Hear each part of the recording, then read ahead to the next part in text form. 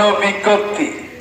এত দ্বারা সর্বসাধারণের অবগতির জন্য জানানো যাচ্ছে যে বর্তমান বৈশ্বিক পরিস্থিতি বিবেচনায় জ্বালানি তেলের সরবরাহ ও বিতরণ সুষ্ঠু রাখতে এবং জনদুর্ভোগ লাঘব করতে সড়ক পরিবহন আইন 2018 এর 32 ধারা অনুযায়ী ঠাকুরগাঁও জেলায় সকল প্রকার ফিটনেসবিহীন ও অনুমোদিত যানবাহন চলাচলের উপর নিষেধাজ্ঞা আরোপ করা হলো।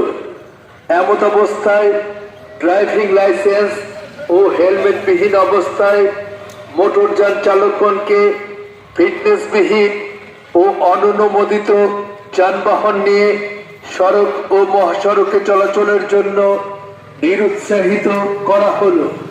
উক্ত নিষেধাজ্ঞা অমান্যকারীদের বিরুদ্ধে কঠোর আইনানুগ ব্যবস্থা গ্রহণ করা হবে।